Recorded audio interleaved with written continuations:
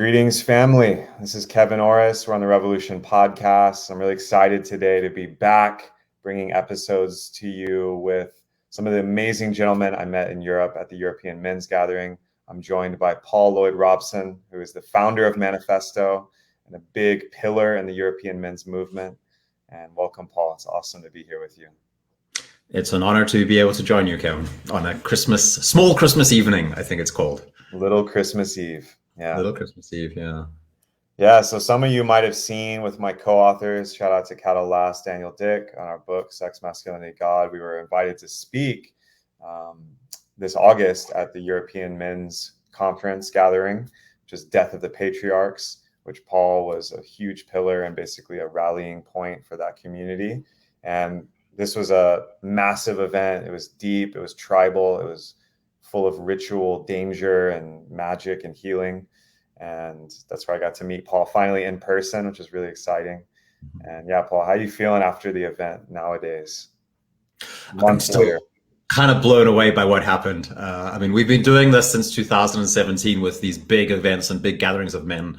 But I'm still, when I think back on what happened this last time, then wow, it was powerful. And having so many men coming together, and yeah, what we experienced there was an event that changed us in many ways. And so it's been really exciting seeing the momentum building since there, and discovering what's the next steps are going to be. Totally. Yeah, I love that. I think that event is going to continue to ripple, and I'm excited to join y'all for more next year.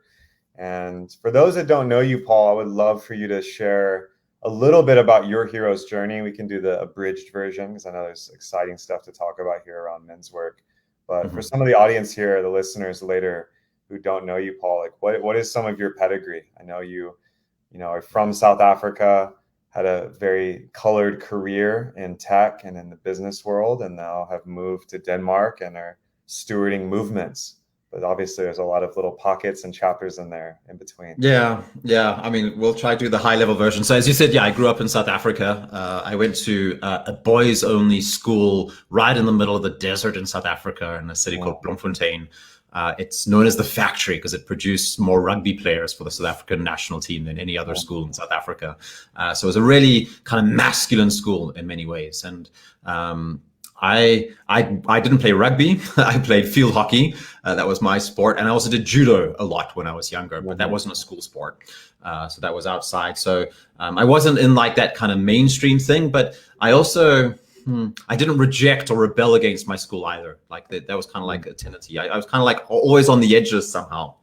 But and maybe on the edges is a theme that I've been in a lot of my life. But when I finished school, I finished school when I was 17. I went to London. I moved to England. That was kind of like to go head off on my hero's journey and try and explore, discover myself, I guess, in many ways. I think my initial idea was to earn a lot of money and work in IT and tech. My father's a computer programmer alongside being a pastor in a Christian church. Wow. And so I rejected that Christianity that I grew up with. Fairly quickly became an atheist. And long story, ended up traveling a lot, doing a whole lot of different stuff, different places in Europe. I only stayed in London for 6 months, but ended up in Denmark. Met a Danish girl in Egypt, of all places, where I was working as a scuba diving instructor, and landed in Denmark here. Went and studied political science at Copenhagen University. Completely transformed my worldview. That education, I think it was really an education in postmodernism in many ways. I didn't buy into everything, like every single subject we had, it had the feminist perspective.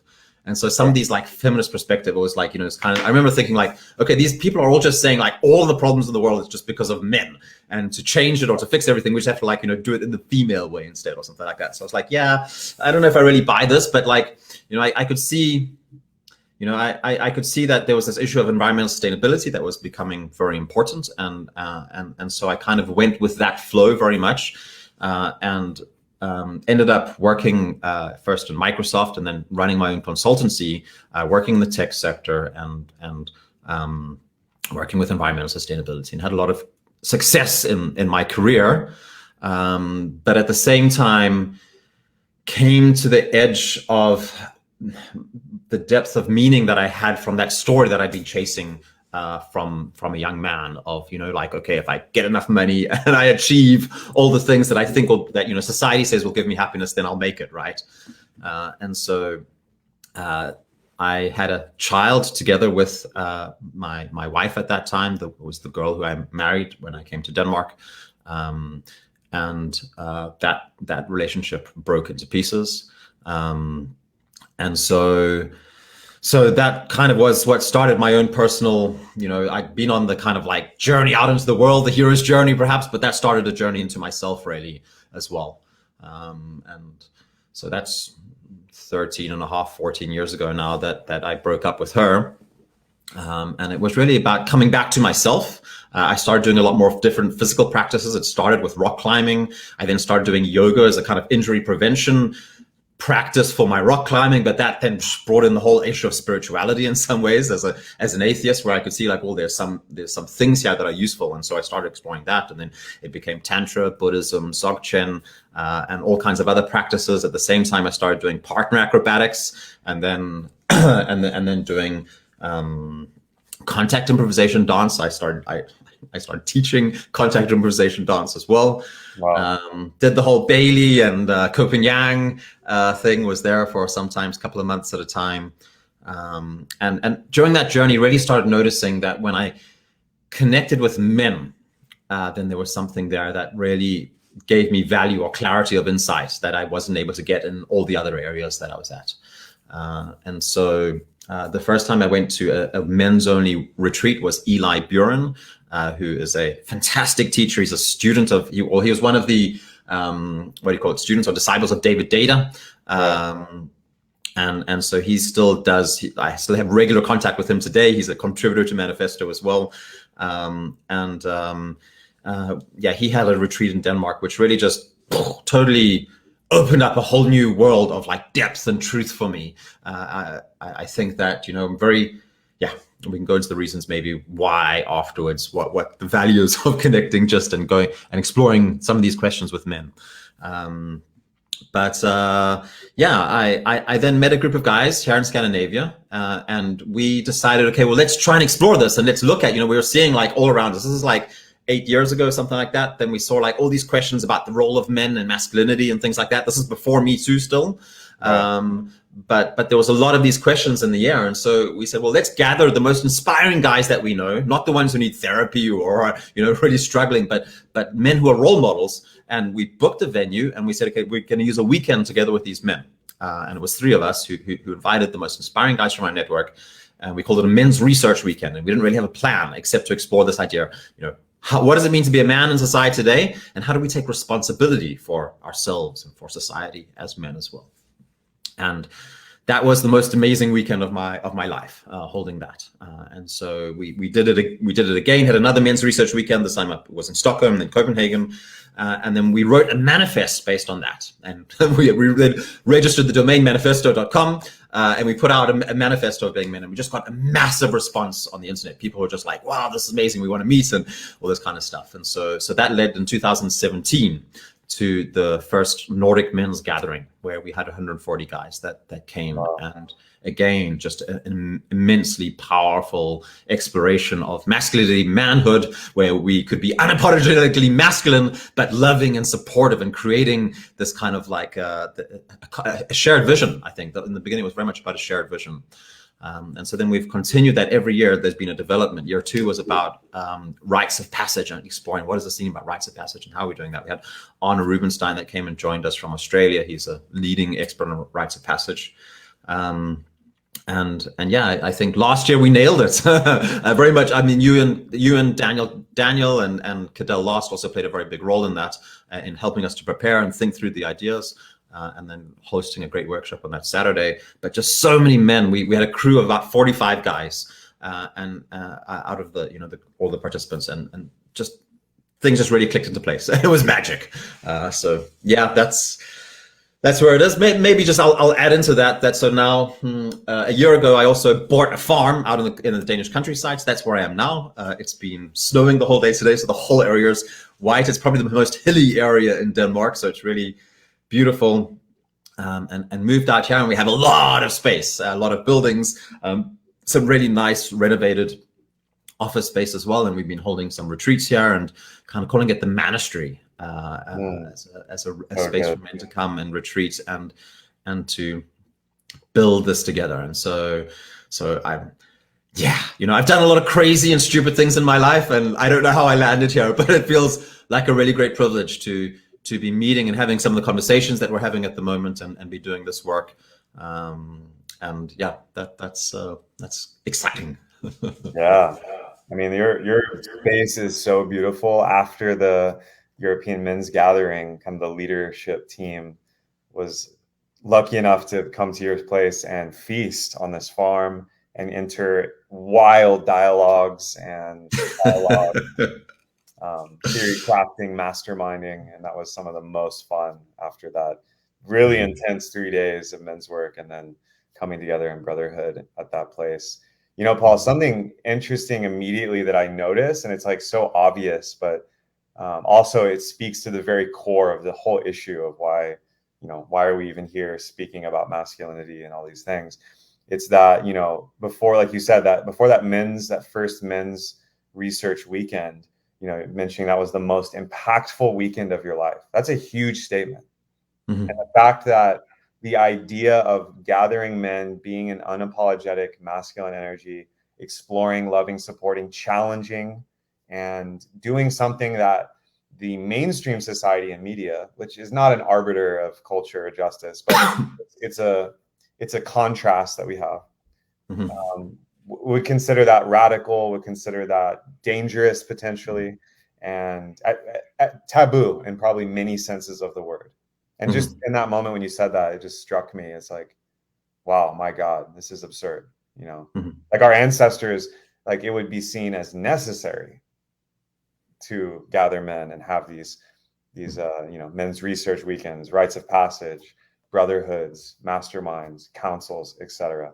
So I think that it's so interesting that we live in a time right now. We're on these devices streaming. The world is globalized. Economy is all connected. Technology is exponential. And the idea of men gathering to be men is a taboo, and for many. Yeah, and there was a lot of pushback because during that first weekend we made this kind of like one of the guys made a big poster where he wrote in the man like how to be a man or something like that. He wrote a whole lot of stuff around there, and then we took a photo of this and posted on Facebook, and wow, it was just an explosion of opinions and stuff like that. And if I look back, Kevin, then my relationship with women back then, I was a young, successful man living in a big city, had a lot of things going on in my life, and was trying to figure things out. One of the core issues in my life is I wanted to build a long-term, stable, loving relationship with a woman. And the truth of the matter was that my personal life with women was actually a chaos. I could make it look like it was normal for periods of up to a year or two, but then there would be explosions of drama again, right? And through this work, I've really come to understand what it means to really love a woman, and to really build something with a woman, and what it means to have integrity as a man, and what it means to be a rock that can be depended upon, and that how I keep on saying things that I don't actually intend to uphold, and why I do that, and how to at least stop doing it as much as I've done my whole life. And that's been through men's work. It's been through being held accountable by other men, and it's great. So my relationships with women are far better today than they were back then. And so there was all this push back about like, oh, this is really there's something evil and bad here with a group of men meeting, but nothing could be further from the truth. Right. That's a beautiful slogan right there. Is men's work creates better relationships between men and women, which is just a fact and true also in my experience. And my first kind of question to steer this in a direction, Paul, is, specifically in Europe, like it's interesting that, this is kind of the first big men's movement I hear about is the Nordic, right? I haven't heard about a Spanish or Italian or a Mediterranean men's movement. Obviously, in Berlin, Men's now I'm aware of what's going on there. But, in your mind, Paul, having spent a lot of time in Europe and in that surrounding region, like what are some of the major themes with men there? And what were the themes that got addressed as you started to gather these leaders? Mm-hmm. Yeah, I mean, a lot of men fall on two sides of like the kind of masculinity spectrum. So, we have the soft, nice guy who is the pleaser, who just wants to do things right. And, he often has a father who was maybe a bit traditional, old fashioned, and probably dominant, maybe withdrawn. And so he's very aware, like, I just don't want to be like my father. And so he really focuses on being, I think Robert Bly says it in a great way in the book Iron John. He says these men are life preserving, but they're not necessarily life creating. They seem to lack a kind of a penetrative energy to be able to expand and to cause things to happen, right? And so they're very nice and sweet and kind, but and under the surface there's often passive aggression there as well, which can kind of build up and then causes all kinds of weird things to be happening. And then on the other side we have the macho guy who feels like he has to be in a specific way to be okay, and so he'll wear this face, and often he's not aware of it, and maybe I had a bit more of that. If I look on the first 30 years of my life, then probably a lot of that was with some more of this macho energy, and so there's something about allowing your armor to be pierced, to be able to get in contact with your heart again as well, which a lot of people lack. But it's a balance, and we tend to swing from one side to the other as well, all of us. So it's hard to find that perfect balance. But I'd say that's one of the key things. But specific issues that have come up is our relationship to women, our relationship to sexuality, our relationship to our fathers is like that's something that takes a bit of digging sometimes, but that really comes up as a big first thing to actually do active work on. A lot of guys when they arrive, they're there's a certain amount of people, always 10% of the guys who come there, they'll feel uncomfortable just being in a room just with men, and it takes them a little bit of time to settle in there as well. But then, there's the broader societal issue as well that, people are seeing, like, what does it all mean? What's happening here? What's happening with Corona? What is with, how do I find a deeper purpose with my life? And how do I find a sense of purpose that can make me attractive to a woman as well? Because a lot of guys are, they see lots of women who are like, wow, really impressive and amazing, but they don't find that ability to actually lead themselves. And I think that's what we're gathering together men who have a drive and a desire to step up and to lead with integrity and with purpose and with a contribution in mind.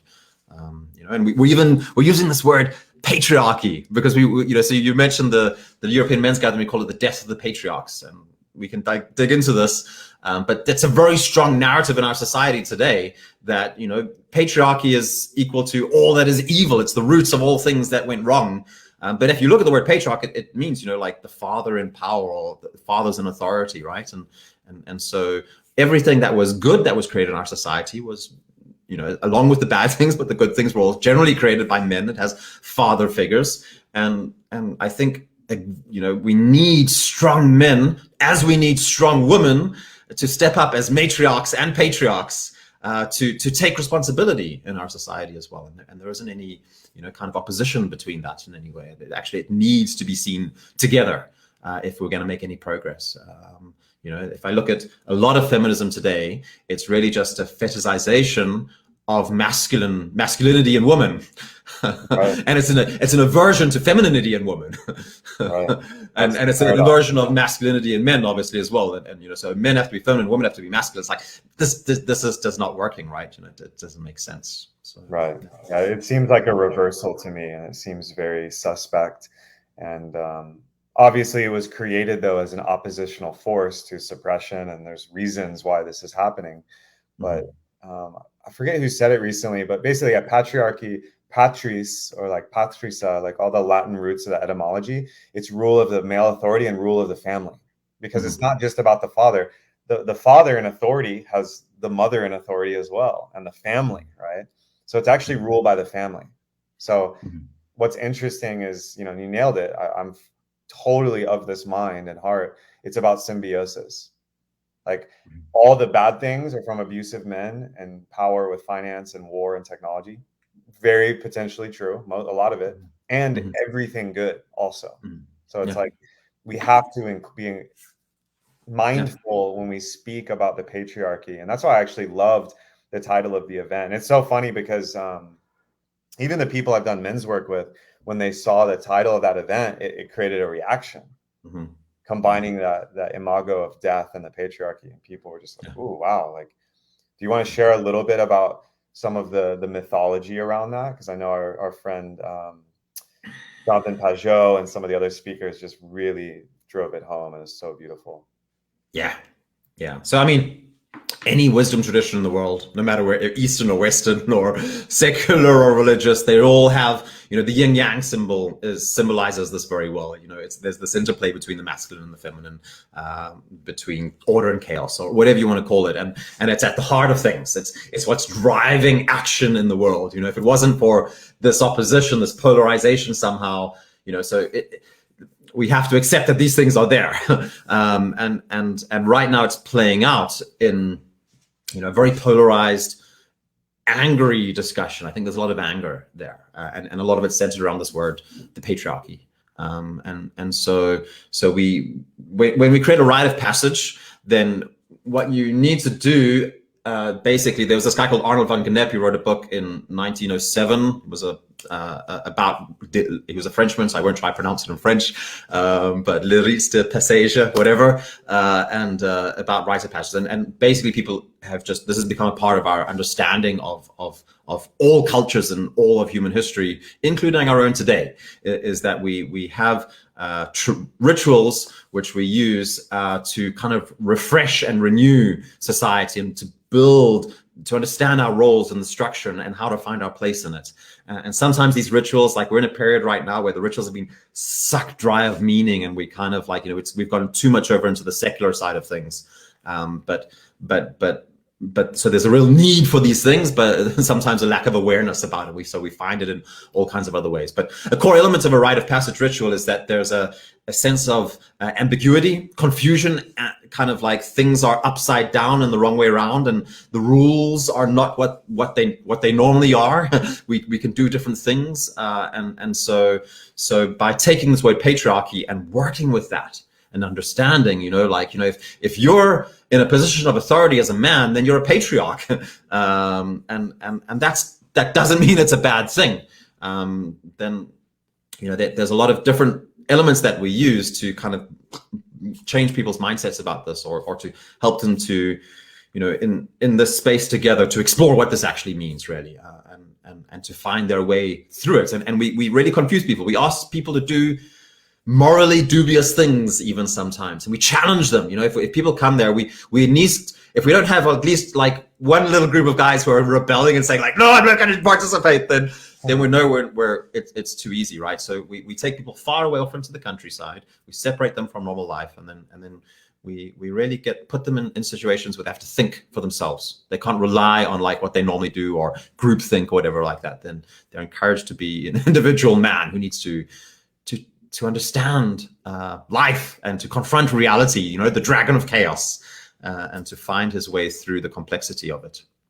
And this is the most valuable thing that a man can do, in my opinion, in my experience. Like confronting reality with support of other men in a safe container, right? This is why the rite of passage created, and this is why all the ancients saw this and were like, "Yeah, we need this for men.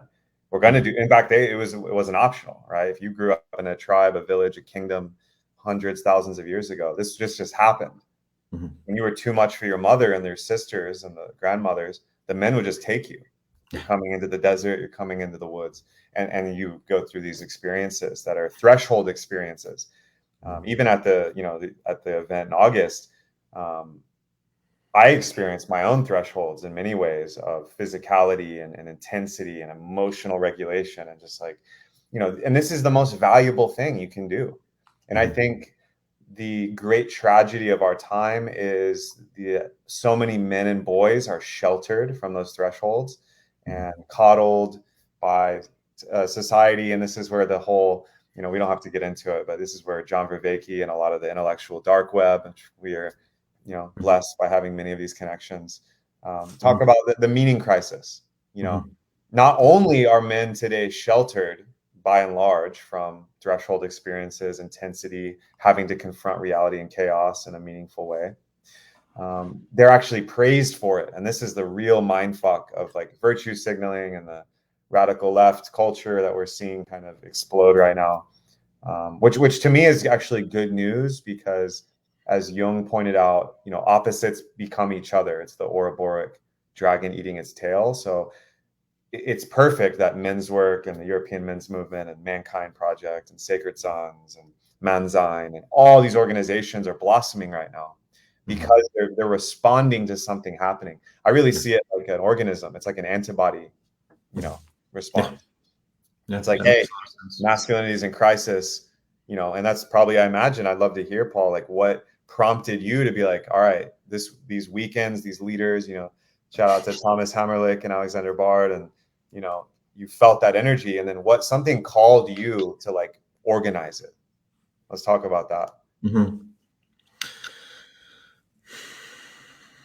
I think that a large part about men's work is, and maybe I should just start by saying, I don't believe men's work is a thing in itself or should aim towards itself. It always needs to be orientated to the bigger society outside of itself, because if we do that, then there's a risk of creating like another fractured subculture that we are just like down by ourselves. So we're always orientated outside of ourselves, and I think that goes into my answer, is that the reason why I did this is because that was the thing that I saw needed to be done. And so it's like, I don't always enjoy organizing events. I don't think it's fun, like, dealing with all, the first, especially the first 2 times that we held like a big European gathering, like I was doing everything, I was really doing a whole lot of the practical organizational work, logistics and, food and volunteers and ticketing and, helping people with refunds and travel instructions. And, it's like a lot of really boring stuff to be done.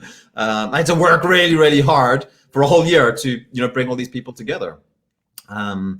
And yeah, it was because that's what was there. And so, when I was working for Microsoft and I was organizing a global community of environment and sustainability professionals from 27 different countries, I made physical gatherings for them and online meetups regularly. And so it's like, well, I can do this. I was doing it back then for the money and it was eating my soul out, but like I learned some skills, and now I can apply those skills to something that's really, that I can see society needs. I'm not doing it for myself necessarily. Well, yeah, I'm also doing it for myself, right? But I didn't enjoy doing it for myself all of the time. 2018, I think it was a terrible year. I was like totally stressed out and almost like on the edge of just like breaking down in tears for most of the 4 days that we had this thing.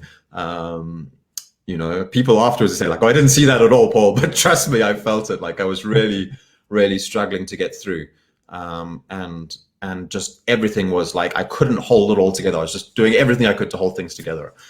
So it was a massive rite of passage for me. That was also the theme, was rites of passage. And then I had Arne Rubinstein at my side the whole time, who did an amazing job of like just holding everything. So I just learned so much from seeing, with a great deal of humility. I think it's been an exercise in humility.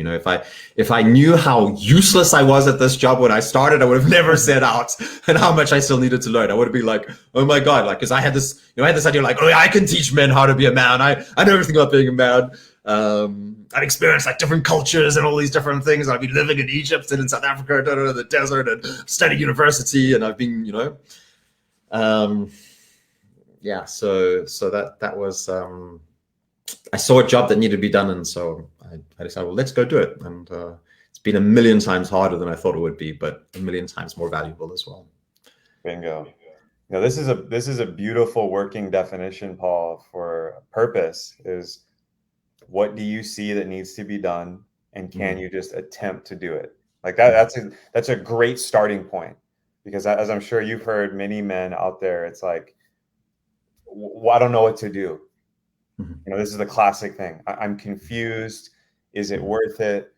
Is it worth my time? I'm not ready. I don't have the skills, blah, blah, blah, blah, blah. And I know them all because I've done it myself.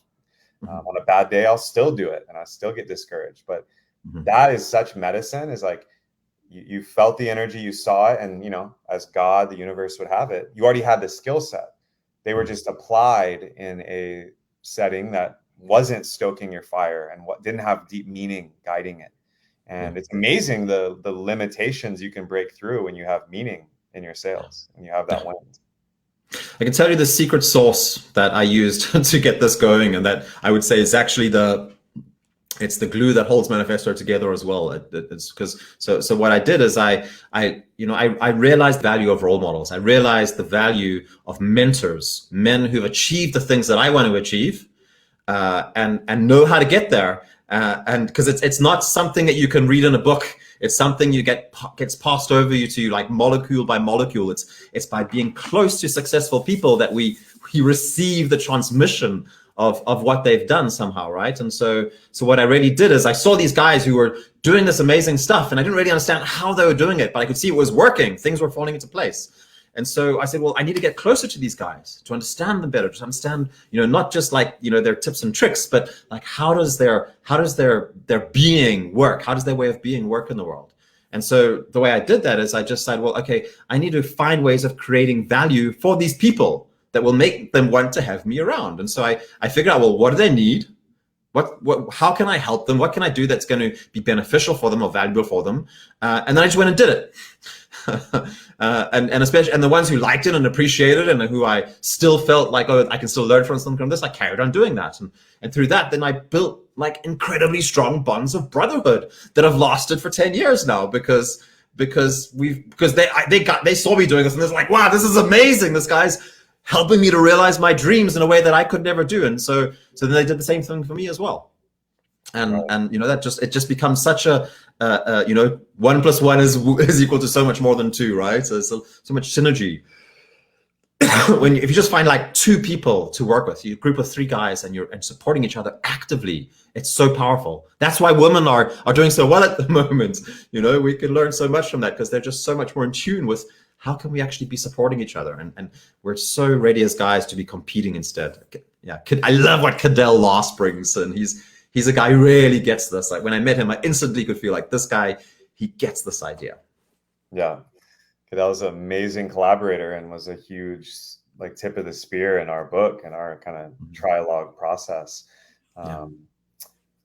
So grateful for men who are stepping into collaboration over competition. And you're totally right. Like the return of mentorship and apprenticehood is everything.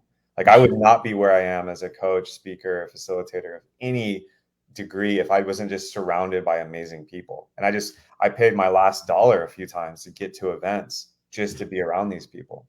And, whether it's a more formal kind of mentorship relationship, or if you can just spend like some of the men that came out to the EMG, just spending 3 days around other men who have achieved things that you're seeking and are just supporting you and rubbing shoulders there's no limit to how much value you can get from that if you're paying attention, if you're humble, if you're receptive.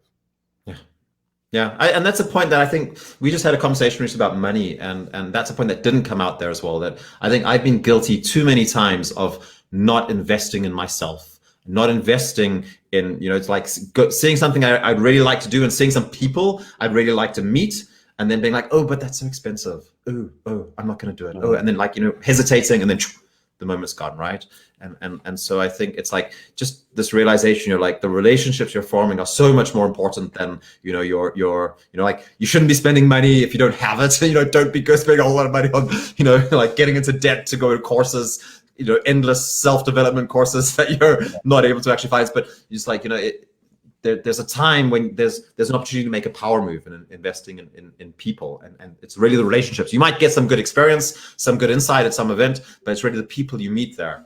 So go to the kinds of events where that are attracting the kind of people you want to be with. So if this event is about heal your childhood wounds and like understand the depth of your shadows, it's like that's the kind of way in which that's looking downwards in some ways, right? So whereas if you're, I can understand that people need that. Yeah, sure. And, I think it's better going to like a group experience that they're like doing that one-on-one with the coach sometimes. So that's a whole other story. But, it's like, I really believe in like, if you're able to raise your sight upwards instead of, because we're endlessly broken. There's all kinds of issues with us. There's so much to the depth of our things, not just our own, but from our ancestors as well. Right.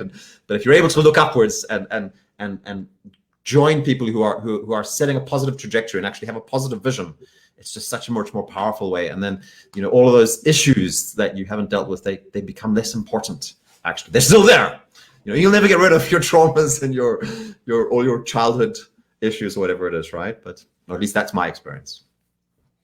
I think there's breakthrough moments, like you said. There's those power moments where like maybe that ayahuasca ceremony, maybe the inner child healing is critical on your path. I've definitely had some of those, but I absolutely agree with what you're saying. And like, this is just the truth that most people, I remind myself constantly, but don't want to hear. If you're watching this or listening to this and you have an iPhone or a MacBook or a laptop, you are the most privileged human on the planet. Mm-hmm. Like, you're not walking 10 miles to a dirty well to drink water.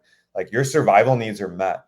Most of the issues of the modern man specifically are it's just some crazy loop that you have in here. And yeah, the body keeps the score for sure. The issues are in the tissues. So there has to be somatics involved. But when you orient towards a definite purpose and you lift your gaze, as you're saying, Paul, and move towards a vision, what you'll find is that some of these things that you can fix about yourself will automatically happen. You don't need to do a workshop on them. The other ones that maybe need the deeper work, what happens is you come into this has been my experience, you come to a more powerful plateau of authority, leadership, and like community.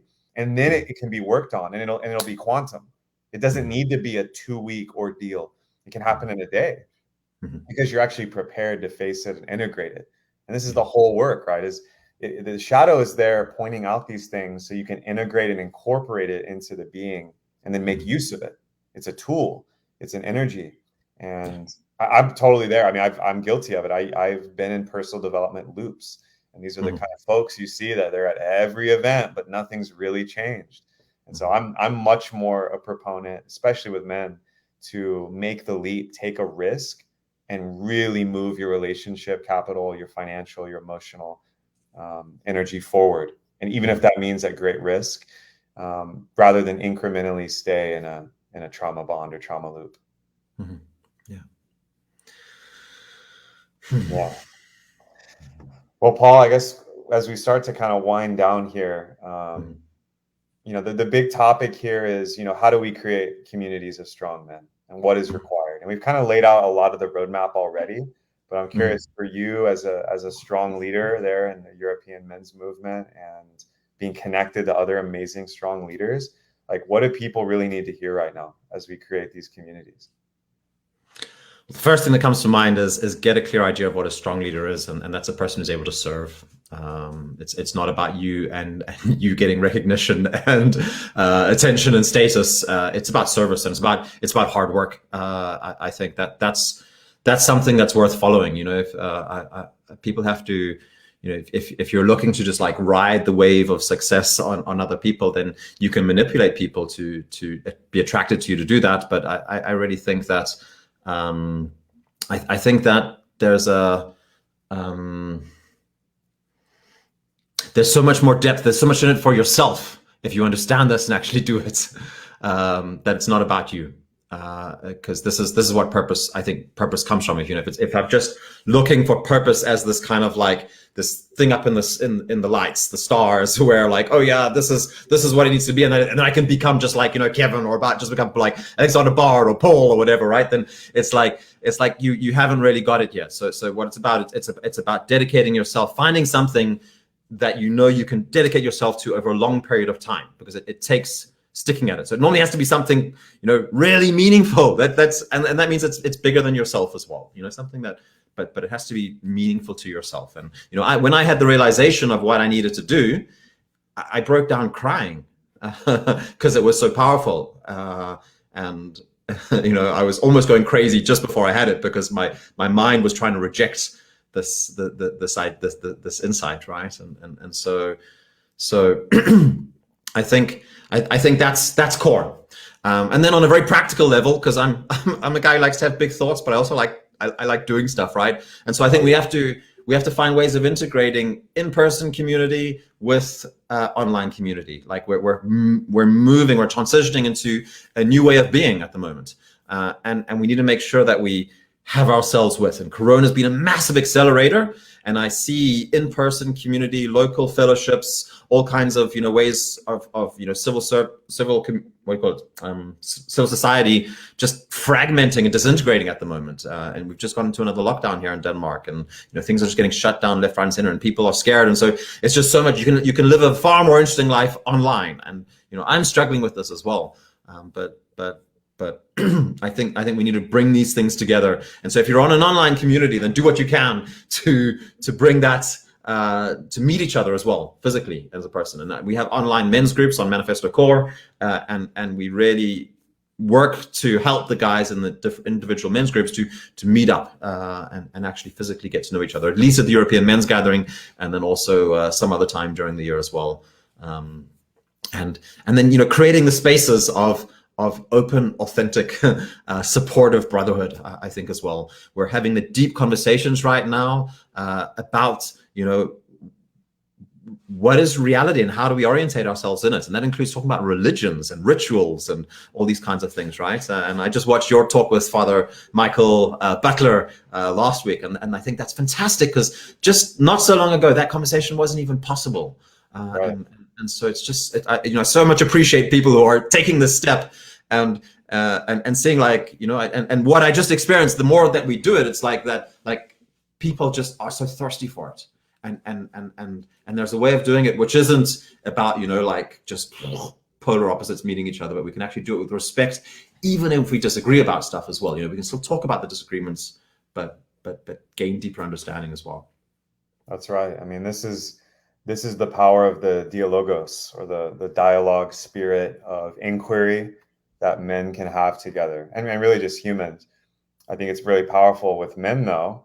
For example, like you, I had a religious upbringing, moved towards science and evolution. I mean, I never went atheist, but I had that disillusionment very intensely, and then moved into like Eastern mysticism and all this stuff, and then returning and understanding the value of ritual and some of the deep tenets that like inform Christianity on the core level, not at the the plastic kind of dogma surface level. I mean, it's extremely valuable that actually, and I see this, Terence McKenna pointed this out incessantly, that we would experience an archaic revival, a revival of archaic values that actually are coming back from the past to revivify some of these key moments in history, which right now, we have a global plague and this fragmentation and dissolution. We've never experienced anything like this as a species, because now we're connected, so we can all experience the stressor together, which I see as a huge blessing. And I think it is right to see that it's rapidly accelerating the online sphere. I mean, Web3, crypto, NFTs, and just what's happening with the metaverse and this rollout. I'm excited and bullish on it, and I 100% agree that it has to be grounded in in-person community. Yeah. And so, if you haven't found a group or a community in person, please reach out. Use the online portal as the network to find that. Don't just stay on the screen. Mm-hmm. Yeah. And look for opportunities to connect in real life. So it doesn't just stay online. Yeah, absolutely. Look for communities that are actually that have that as a value and are doing it as well. I think that's a core thing that we're at least looking at right now. Absolutely. And I want to add something there. It's like, so one of the insights that I've been thinking about a lot, maybe it'll be good to get your reflection on this or views on it as well, is the idea of the human being. We have this idea of like human, I studied economics, I've studied political science and economics, and you see human being as homo economicus or homo it's like we're this rational kind of being that thinks in everything in like rationality, right? And it's like when you actually look into the field of economics, it's becomes very clear like humans don't actually act very rationally almost all of the time. There's all kinds of other things, and the corona's been a clear indication of that as well. And so one of the things I'm looking at is human being as the worshiping human being. So that which we worship is that which we give our attention to. It's that which we give our attention to it. We orientate ourselves towards it. Our actions get directed towards it, and we become one with that as a principality. We talk a lot about money last time as kind of like as a principality, as a thing, an entity that exists outside of ourselves, and by orientating ourselves towards that, we can become more one with it, and we can worship it as a god, and that can be a part of, like when I first saw the secret stuff, I was like, oh, this is all rubbish, but there's something there, right? That's actually happening. So I'm just, what is it that we're giving our attention to, and how is it that we're allowing our attention to be controlled or directed or filtered through different algorithms, and what are the interests of these algorithms, and this is why I'm a big fan actually of paid online platforms instead, because when you're paying to be on an online community, then the creators of that community are serving you. And they have to continuously provide value and truth for you to keep you paying for it, right? Whereas if you're doing something on a free platform, then you're the product. And so you're being formed into being a consumer. And that's one of the biggest things I see is like, all of these platforms that are just like turning us into fragmented, individualized consumers. Right. And this is the biggest danger that people, I think, still don't realize, just wild. Facebook, grateful for it. It's created a lot of momentum for me. Google, YouTube, all these things, grateful for them also. And why are they free? How do they make money? What are their shareholders looking at? It's all advertising. So when you're using these free platforms, it's important to hold sovereignty and be very intentional, because the whole game is harvesting data and targeting ads. So that's the kind of billion-trillion-dollar industry right now, which is where I think blockchain comes in, which is another podcast around returning sovereignty to people, creating decentralized autonomy. I think there's a lot of power in that. And obviously, there'll be a tug of war between the centralized forces and the decentralized, and there already is. Before we head off, Paul, I think it's valuable for those watching to really hear a little bit about what are some of the values about Manifesto that set it apart, and what are some of the core mission statements that you can share briefly? Well, I think it's founded in that insight I mentioned that I had some 10 years ago, where basically I realized that I'm going to spend the rest of my life trying to, in myself, and thereby, or in other people and thereby in myself, integrate the split between mind and body, or spirit and body, or whatever you want to call it, like heaven and earth. And it's the masculine and the feminine, it's chaos and order, it's all of these things. Like that's what I figured I had to do. And so in Manifesto we have always we call it 50% body work, 50% mind work, and so we have lots of big intellectual ideas, and then we do a lot of physical stuff as well. That's one of our core recipes that we've had right from the beginning, and goes through everything that we do. That means also we have like the big thinkers, but we also have the practical guys as well, and so creating that space where they can come together. There's the philosophers and the architects and the artists together with the engineers and the handymen and the programmers and the nuts and bolts people.